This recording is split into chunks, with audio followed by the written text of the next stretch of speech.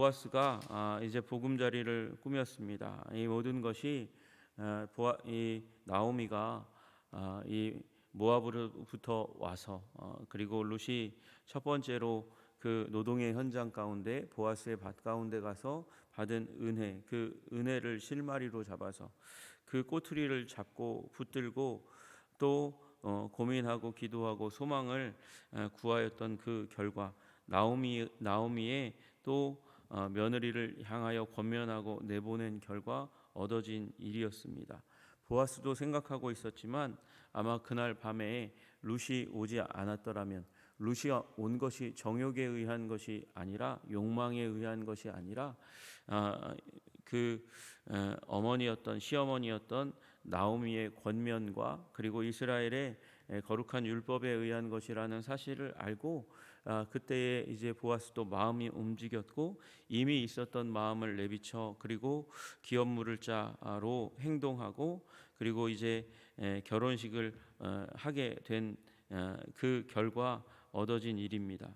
그래서 우리 나와 있는 대로 그 현장 가운데 아내로 맞이하고 남편이 되는 10절과 11절 가운데 11절 가운데 그 부부를 위해서 축복하고 또 12절에 이제 나오미에게 이제 축복하는 일들이 일어납니다. 그리고 아기를 낳았습니다. 아이를 낳고 그 다음에 14절에 여인들이 나오미에게 찬송 이제 하나님을 향해서 찬송하고 그리고 축복의 말을 하는 것을 보게 됩니다. 그리고 아이 낳은 그 일로 말미암아 일어난 일에 대해서 15절부터 17절까지를 쓰고 있죠. 15절에 말씀하십니다. 이는 내 생명의 회복자이며라고 말씀하고 계세요. 이게 여인들이 이웃 여인들이 나오미에게 해준 말입니다. 내 생명의 회복자다 이렇게 얘기하고 있어요. 여러분 혹시 불면의 밤을 보내 보신 적이 있는지 모르겠어요. 숨이 턱턱 막히는 그런 순간을 경험해 보신 적이 있는지 모르겠습니다. 숨이 쉬어지고 있는데 어느 순간 이 숨이 쉬어지지 않을 것 같은, 그냥 내가 의지를 발휘하지 않으면 숨이 쉬어질 것 같지 않은 그런 상황 가운데 오게 되고 누군가가 목줄을 누르는 것 같은 그런 이 위기감을 느끼는 그런 순간이 있습니다. 또 잠을 자다가 이 고민이 스트레스가 너무나 심해서 자기 심장의 고동 소리 때문에 그래서 깨게 되는 일들이 일어나는 거죠. 자는 순간 평안해야 되는 순간인데도 불구하고 마치 달리기를 하고 운동을 한 것처럼 심장이 쿵쾅쿵쾅 너무도 요동치는 그런 일들이 일어납니다. 여러분 그 자리로부터 지금 나오미가 회복되었다고 이야기하는 거예요. 지금 생명이라고 얘기하는 이 단어는 네페시라는 호흡이라는 단어입니다. 회복자는 그러니까 호흡이 돌아오게 한 자라는 것입니다. 누가요? 이 아이가요. 이 아이가 나오기 전까지 탄생하기 전까지 숨이 턱턱 막혔다. 숨이 지금 이제 완전히 가기까지 숨이 나에게서 가면 죽는 거거든요. 숨이 갈 만한 그런 헐떡거리고 막히는 그 상황 가운데서 이 아이가 태어남으로 말미암아 호흡이 돌아왔다, 회복되게 되었다 그렇게 이야기하고 있는 것이죠. 여러분 이 호흡이 돌아온다는 것은 생명이 연장된다는 것을 의미하는 것입니다. 위기 가운데 살아나게 하였다는 것입니다. 그리고 여기 내 노년의 봉양자라 이렇게 얘기하는 말은 이제 나오미가 나이 많아지면 그러면 이 아이가 장성하여져서 나오미의 인생을 도와주겠거니 봉양해 주겠거니 하는 말이 아닙니다. 그런 의미가 아니라 지금 그렇다는 거예요. 지금 여러분 이 노년이라는 말은 회색머리 늙은 사람을 얘기하는 것입니다. 그에게 봉양자 생명을 계속해서 이어주는 사람, 유지하게 하는 사람이라는 것이죠. 봉양자가 원래 재정적인 지원 그것을 해줌으로 말미암아 삶을 지속할 수 있게 하는 그런 의미로 우리는 흔히 이해하지만 그러나 무슨 아기가 태어나면서 아기가 그 지금 장성한 어른을 이 재정적으로 지원할 수 있겠습니까? 이 아이가 태어난 것만으로도 나오미는 그 답답하고 아프고 괴롭고 그리고 마라 쓴물과 같은 인생으로 가득한 그 인생 가운데 이 아이가 태어나는 것만으로도 힘이 회복되고 기쁨이 회복되고 생기가 회복된다는 것이 그런 의미를 가지고 있는 것이죠. 여러분, 이 아이가 태어나면서 나오미는 이 생명을 이어갈 이유가 생기고 힘이 생기고 에너지가 생기는 일이 일어났기 때문에 주위 사람들이 보는 거죠. 내 노년의 봉양자라, 너의 노년의 삶에 생기를 부여해주고 힘을 부여해주는 사람이다, 그렇게 이야기하는 것입니다. 이걸 다른 말로 하면 복덩이라고 얘기하는 것입니다. 여러분, 삶의 위기로부터 이 해방시켜주고 삶을 유지할 수 있는 힘과 능력을 주는 복덩이가 우리 가정 가운데 태어났다, 우리 가문을 이어주는 아이가 태어났다, 그렇게 이야기하는 것이죠. 그 이유가 무엇입니까? 곧 너를 사랑하며. 이 아이가 탄생된 이유는 다른 이유가 아닙니다. 룻이 나오미를 향한 사랑을 가지고 있었고 그 사랑 때문에 나오미를 위해서 움직여 갔다는 것이죠. 정욕이 아니라 또 잘 살려고 하는 그런 욕망이 아니라 남자 하나 꼬셔가지고 인생의 반전을 노리겠다라고 그렇게 생각한 룻의 생각과 나오미의 생각 때문이 아니라 나오미의 언약을 이으려는 마음과 룻이 나오미를 향해서 갖고 있었던 사랑, 여기 사랑이라는 단어가 헤세드라는 단어입니다. 언약적 사랑을 가지고 그렇게 어머니를 위해서 움직였고, 그리고 그 너를 사랑하며 7 아들보다 귀한 내 며느리가 낳은 자다, 이렇게 표현하고 있어요. 그리고 정말 탁월하고 신실한 며느리를 통해서 이 일이 일어났다고 이야기하는 겁니다. 여러분, 7 아들이라고 얘기하는 거, 원래 나오미는 2 아들밖에 없었어요. 남편과 2 아들밖에 없었습니다. 그런데 여기 7 아들이라는 표현은 갑자기 왜 나오는 겁니까? 7 아들들이라는 말은 정말 한 가정이 한 부부가 결혼해서 낳을 수 있는 자녀, 그 자녀로 말미암아서 얻을 수 있는 풍성한 복, 완전한 복을 7 아들이라고 표현하는 것이에요. 7이라는 단어가 완전수잖아요. 게다가 아들들이라고 얘기하는 삶의 가정의 보탬이 되고 사회적인 지지가 되는 아들들, 그 당시에 유대 문화가 그랬다는 것입니다. 그 아들들, 7 아들들보다 더 귀한 여기 토바라는 단어예요. 토부라는 단어가 이 단어와 같은 어원을 가지고 있는 것입니다. 토부, 좋다는 것이에요. 하나님이 창조하시고 나서 보시기 좋았다고 얘기했을 그때에 사용됐던 토부와 같은 어원을 가지고 있는 단어가 사용되면서 7 아들보다 더 보기에 좋은 며느리, 아름다운 며느리, 그 며느리에 의해서 이 일이 일어났다. 그 아들보다 더 귀한 며느리가 낳은 이 아이로 말미암아 네 생명이 회복되고 그리고 힘을 얻게 되었구나라고 이야기하는 것이죠. 그리고 이 아이를 드디어 나오미가 받아서 품에 품습니다. 취하여 안았습니다. 품었습니다. 이 순간이 나오미가 인생이 회복되는 자리입니다. 여러분, 이 룻기의 주인공은 룻과 보아스가 아니에요. 이 룻기의 주인공은 나오미입니다. 나오미의 이제 인생이 절망 가운데서, 빈손에서, 완전히 빈털털이 아무것도 얻을 수 없는 그 상황 가운데서 하나님께서 허락하신 이방 여인 룻의 결혼과 그리고 그 잉태와 탄생을 통해서 나오미의 인생이 완전히 회복된 것을 의미하는 것입니다. 이 아이가 품에 안겨지기 전까지 나오미의 인생은 회복된 게 아니에요. 드디어 이 아이를 품에 안았습니다. 그리고 나서 품에서 키웠습니다. 양육자가 되었습니다. 그리고 이 아이가 성장해가는 그 과정들 가운데 왜 안 힘들겠어요? 아이 키우는 일이 어찌 안 힘들겠습니까?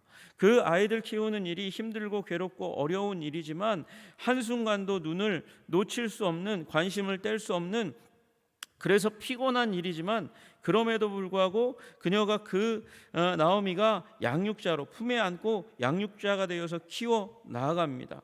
여러분, 이게 나오미의 인생을 이어가게 하는 힘이 되는 거예요. 여러분, 우리에게도 마찬가지입니다. 우리에게 힘든 일이 있고 어려운 일이 있고 괴로운 일이 있습니다. 그런데 힘들고 어렵고 괴로운 일이 우리의 인생을 생기 있게 만들어주고 기쁘게 만들어주고 아름답게 만들어주고 그리고 살아갈 의미를 부여해주는 일이 일어나는 거죠. 그게 아이와 같이 양육하는 일이고 하나님께서 우리에게 주시는 또 사명이 그러한 일입니다.